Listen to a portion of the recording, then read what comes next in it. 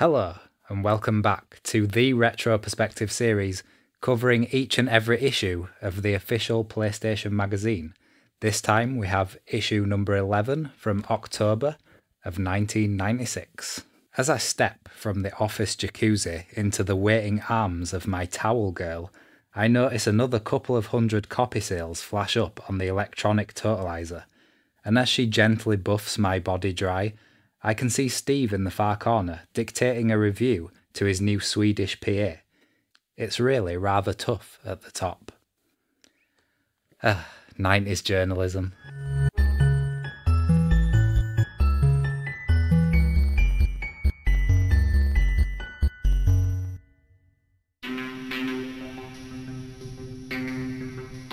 Something I haven't really touched on yet, but the front cover of issue 11 is probably the worst of all of the magazines, but it is made up by the back cover, which is really nice, the Broken Sword advert there.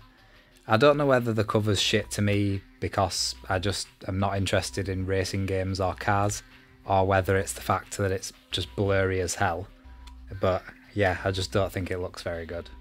It's often said how gaming used to be far more expensive, as an excuse for the price hikes of recent generations, but we followed the PlayStation magazine's coverage of the consistent price reductions of the PS1, and it's still not set to stop. The console had reached a £199 price point, and rumours were circulating of a £130 deal when trading in an older gen console for the PlayStation. The magazine says, while this latest offer may be treated with dismay by those that jumped in at the £300 mark last year, nevertheless it is great news for all owners as the PlayStation continues its stranglehold over the next generation market in the run up to Christmas. With the influx of new owners continuing and the user base expanding, industry confidence in the machine is at an all-time high, and investment in the software market is set to grow still. On the next page, there is talk of Bethesda's plan to bring Elder Scrolls Arena to the PS1, something which, of course, never happened, and I don't know if it would have been possible, to be honest. The PlayStation is still lacking a definitive RPG. While we wait for the much talked about Final Fantasy VII and Vandal Hearts from Konami, news has reached us from the States that Arena Elder Scrolls is nearing completion. The PC version basically moved the boundaries of the RPG genre, taking it out of those tedious turn-based hit point affairs and practically turning it into an action game. I wouldn't describe Elder Scrolls Arena as an action game at all. I'm sure if this game did come to the PS1 it would have to be toned down quite a lot, but I do wonder what it would have looked like. Issue 11 holds the first ever full preview for the original Tomb Raider, and shows off a little bit of the then revolutionary level editor, which Core Design developed to massively speed up the development of the game, and later released to the public. People still use this level editor to this day to create new Tomb Raider levels for the PC version of the game. Tomb Raider is without a doubt Core's most ambitious undertaking to date. We'll even go so far as to say it could be the game to unlock the power of the PlayStation. We could be looking at the proverbial boundaries that everyone talks of pushing, if not breaking. It's a 3D action adventure with a female lead, Lara Croft, set within a Middle Eastern environment. The labyrinthine tombs have corridors and catacombs sprawling off in just enough directions to confuse and tease the player. They mention the dynamic camera, which was also fairly groundbreaking at the time, and compare it to U2's video for Even Better Than the Real Thing, which is a coincidence because U2 later did some of the theme music for the Tomb Raider movies. The room editor allowed 3D room meshes to be mapped, textured, light sourced and linked together in a fraction of the time it would take graphics package 3D Studio, which has been used to design and animate the characters, to perform the same tasks. Relying on 3D Studio alone could well have turned the game into a 4-year project. Luckily, we'll see the completed version in November 96, rather than sometime in 98. Warhammer Shadow of the Horned Rat had been mentioned in issue 2 of the magazine, but had kind of disappeared until now. The developers and Games Workshop were unhappy with the version that PSN previewed back in December. The entire interface has taken a dramatic change for the better, The original clumsy icon-based control panels, which framed a decidedly small game window, have disappeared, only to be replaced by full-screen action and small button command icons, which occupy only the bottom right-hand corner of the screen. Despite this, I've played this game and it's one of those games that I certainly don't understand. Perhaps people who've played the tabletop game would understand Shadow of the Horned Rat, but this one is not for me. Next up is a preview for Street Racer, which is making quite a few claims which I'm not sure turned out to be true. Apparently it's one of the first, if not the first game on the PlayStation that can make use of 2 multitaps to support 8 players. The speed had to be 60 frames per second, and we did that as well. I don't think that's going to be possible with 8 players, but maybe it's one of those games where you have to link up 2 PlayStations together. Mind you, these are 2D sprites on a 3D background, so maybe the concessions there in the graphics department were made to get that up to 60 frames per second. And here we are once again reminded that in the PS1 days, you unlock stuff in the game not by paying money but by playing the game, because apparently there are so many hidden extras in Street Racer, like unlocking new characters and tracks by winning races. The feature this month is on Sony Computer Entertainment Europe. This branch at Sony had not only had a string of successful titles developed in-house, but were now aiming to branch out as a publisher, helping third-party developers aiming to bring their games to the PlayStation. Juan Montes, General Manager of Software Development in the London office, explains how SCEE developed. I was brought into the company 2 years ago. At the time it was still called Sony Electronic Publishing, and we had Cynosis working closely with us. Phil Harrison and others were doing all the evangelising to the development community, trying to make people aware of the PlayStation, encouraging them to sign up as developers so that we could give them production kits for the platform. We tried to work with all the publishers and developers so they were familiar with how they could use our resources. The feedback I have from third parties is that we tend to work closer with them than other platform companies have done in the past, and our approach is to some extent more friendly. To complement their internal titles, SCE are working with some external developers. They currently have 3 companies for whom they're funding projects, and moreover they're always looking for right-minded developers, even if they don't have a track record. Senior producer John Roberts outlines SCE's approach. It's a new thing in the industry. I can't think of anybody who's decided to work with small development teams that haven't really got a track record and are actually sharing some of our built-up resources. We've invested a lot of money into sharing some of our management structure as well as our office. This seems almost the opposite of what Sony went with in the PS3 era, where all the developers were kind of complaining that the architecture was hard to code for. But at the end of the day, I do also feel that was more to do with Microsoft's influence on the whole industry, and that companies weren't willing to work with Sony as much because it was just easier to go with Microsoft. And I've always said that I think that Naughty Dog essentially proved that with their amazingly good-looking Uncharted games, which really utilised the PS3 to its maximum potential. Now on to this issue's reader letters. Up for debate this month: crashing problems, cost-effective storage devices, and a request for the ultimate games machine. But here are 2 letters that I found particularly interesting. Who needs variety? Why do console manufacturers and software producers bother with exclusives? Wouldn't the world be a better place for one machine ran supreme, had great power, and played all the greatest games from all the greatest companies, and anyone else who wanted to make a game, and charged honest money for these games? Imagine Sega, Namco, Nintendo, Sony, Capcom, etc. developing their best games for one machine. A machine which, while being upgraded via an add-on, was not leaving older machines out of date too soon by releasing a better one every 6 months, a la PC. Not a machine with the new add-on, say every 18 months, costing €100 max. What would be wrong with that? The idea of a utopian world in which everyone owns the same fantastic console is a nice one. But the fact is, we actually benefit from the amount of competition in the marketplace. That's the magazine saying that, not me, of course. I would never say something so stupid. For a start, it would be a dull old world if everyone owned the same machine. More importantly though, it's the existence of competition in the marketplace that constantly drives the technology forward. Completely false. Okay, I've had a complaint recently that I make offhanded political comments and don't make whole videos to explain my viewpoint further in detail, so I'm going to have to leave a link up above to a video explaining some socialist views on why innovation is not always about competition, and in fact that's usually a detriment in a capitalist society. But as I've said to those people, this is a video game channel, so I'll continue. One more point, the PC is precisely the sort of machine you're dreaming about, that's true. It's a whole range of compatible machines. Theoretically, you can play any PC game on any PC.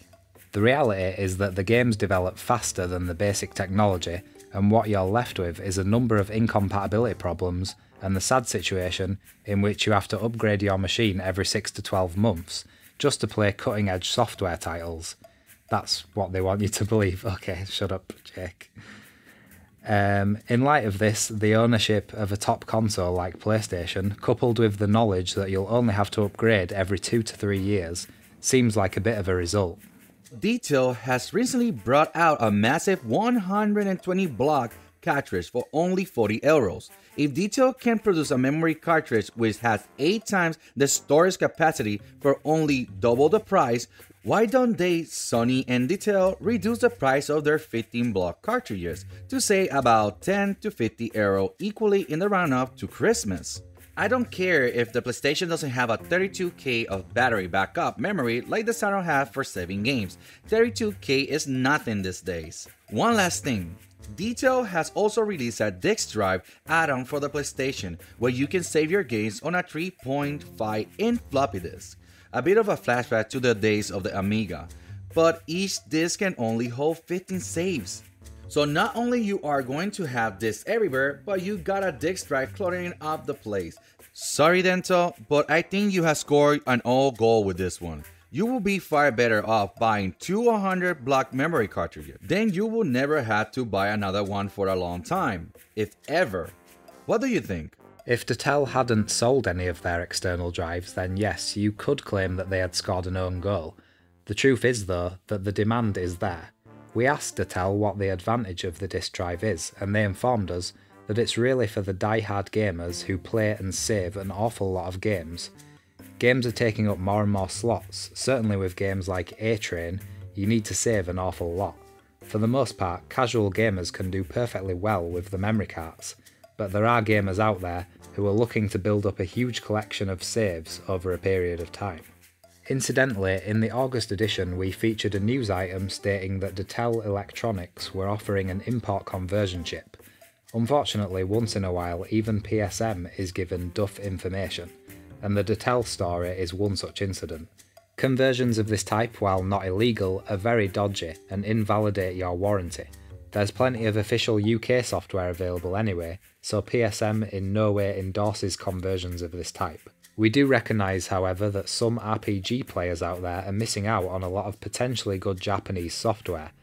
Our only advice is to buy a Japanese machine if this is where your interests lie. I think that people should be able to enjoy media from any country despite language barriers that we might have and despite plans for localisation, so I'm fully in support of things like fan translations, and if you can emulate things then I would do that. Fairly recently I highly enjoyed playing the original Japanese only version of King's Field by From Software. That's a great game which never came to the UK or the US. So yeah, I would say that it's a lot easier nowadays to enjoy these games, which is a good thing. Next up we have the reviews section, starting with Formula 1. It's a game I've had for a long time and I've played it, and I think it's probably one of the most boring games that I've ever played, but I'm not really an F1 person or a racing game person generally, so I'm pretty sure I just didn't understand it. But it seemed to me like you were just literally going around a fairly standard circular track, just generally racing other Formula 1 cars, I guess. I mean, that might sound amazing to other people, But the game is given a 9 out of 10 in the magazine, which is obviously an amazing score. An enormous, realistic monster of a racing game. F1 announces its intentions on the grid and storms the checkered flag. This is the racing title for the PlayStation. I mean, yeah, it's probably better than Ridge Racer, which had, what, 1 track or something? But, yeah, I don't know, I just can't really comment on racing games. I just thought it was interesting that I found it so boring and yet it gets a 9 out of 10. So, comment below if you love Formula 1 on the PS1. Another game I've played fairly recently and found very sluggish and slow and very dated, Tekken 2 gets a 10 out of 10 from PSM. Tekken is the motion captured master of all it surveys. Bow. Actually, did you know that quite a few folk die every year from bowing? Down in the Japanese tube station at midday, people bow to each other on the platform, but sometimes heads clash and they fall before an oncoming train. The sequel to Tekken hasn't been completely rewritten. Nobody's going to once over the game and cry, but that's not Tekken. The original has been taken to a drawing board and slapped around, flavoured with fragrant spices and tuned to move with a groove of Michael Johnson-esque grace. The backdrops remain a two-dimensional parallax diorama with texture-mapped 3D floors. Now these might not look quite as sophisticated as incredibly realistic settings of the Toshinden gang, but clearly Namco believe exemplary movement of the fighters to be of paramount importance. They'd be right, and with the performance running at 60 frames per second, who's to argue? Bigger, better, faster, more is the order of play. Tekken 2 is the best PlayStation game. Beat-em-ups provide the ultimate one-on-one challenge, and Namco provides the means. No other game has characters who move with such delightful, fluid ease. No other game has such empathetic characters. No other game has such intuitive gameplay, simple to acknowledge the basics, yet incredibly complex beneath the surface. I'm starting to think that whoever reviewed this was a bit biased towards fighting games, really. Be gone the master of all it surveys, and welcome the ultimate master of all it surveys. Be off, young fella me lad, and take your 10 out of 10 with you. Scamp video games, eh? 90s journalism. On the next page is a review for a game that I personally would probably put a lot higher than Tekken 2.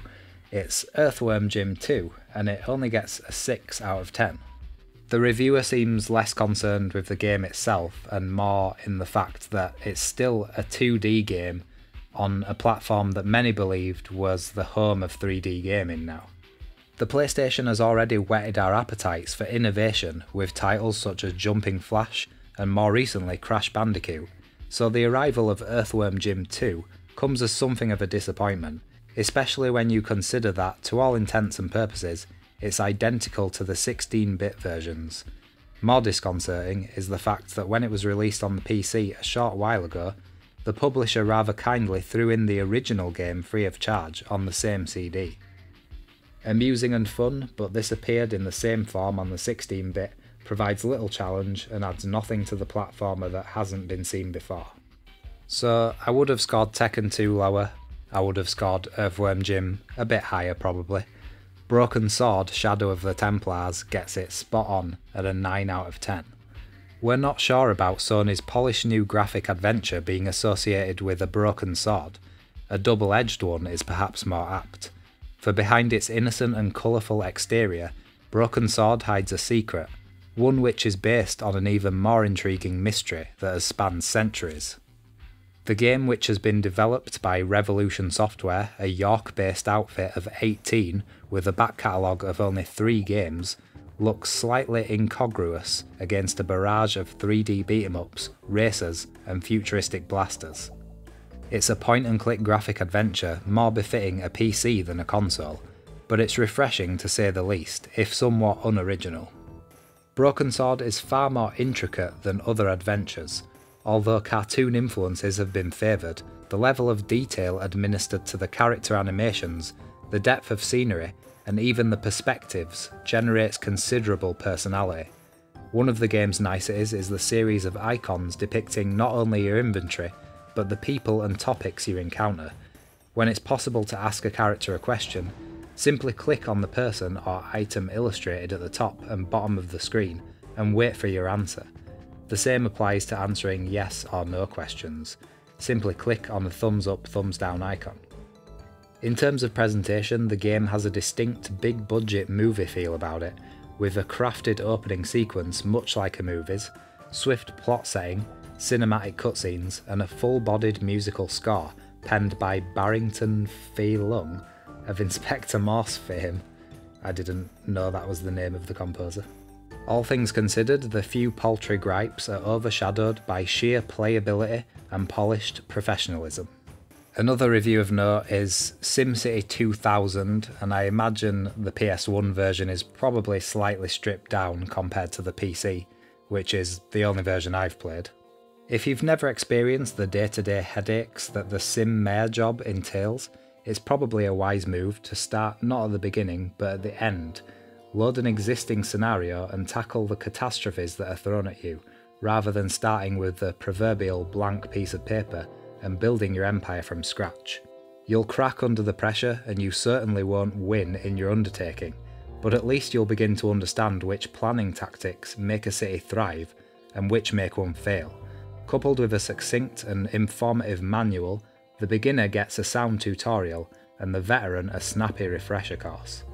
There are only two heights from which to view the landscape, but even the higher one fails to show enough of the terrain in one go.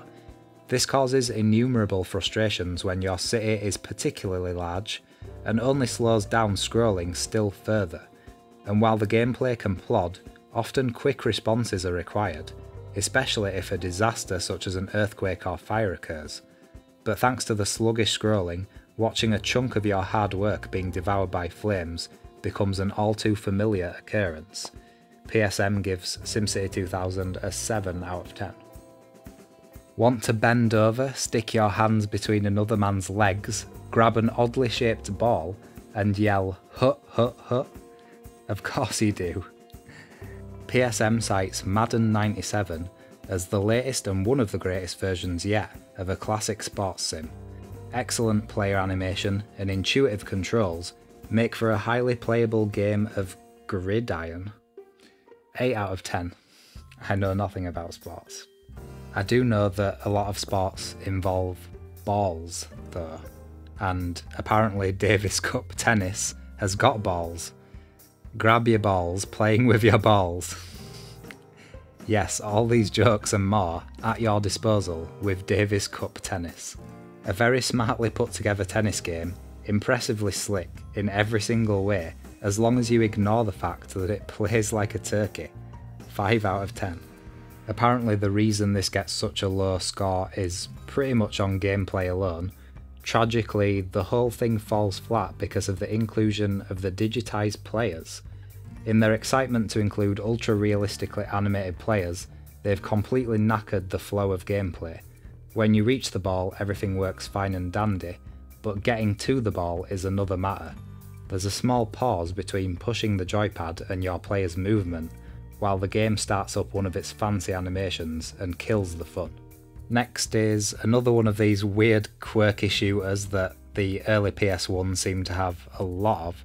It's Blam Machine Head. Prepare to enter a dark and complex world where mutant spiders roam the mine-infested 3D terrain. This is definitely no brain-in-neutral blast-em-up. The machine virus-infested landscape is a moody blood red, inhabited only by mutant spiders, wandering zombies, hovering mines, buzzing insectoids, rogue tanks and heavy gun emplacements. All of these can shoot, and needless to say, shoot exclusively at you. You may fire back of course, and it is with some glee we can report that the enemies blow up in a most satisfying way. Spiders, for instance, scurry away in terror, flip over, and then with a final burst of the chain gun, scatter their components bits over the surrounding landscape. Very nasty, yet oddly pleasing. Blam Machine Head is an extremely handsome shooter with a twist of lunacy. Crazy Ivan meets Doom meets Alien Trilogy with David Lynch behind the camera. 8 out of 10. I must say that issue 11 probably doesn't have an overwhelming amount of interesting stuff in it compared to the previous issues that we've covered, but I think there was a bit of a lull in releases at this time in the PlayStation 1's life cycle, and at this time as well we were waiting on some huge games like Tomb Raider and Final Fantasy VII, so we'll definitely be covering more of those in the future issues. I've been Jake of The Retro Perspective. Thank you very much for watching, and I'll see you next time.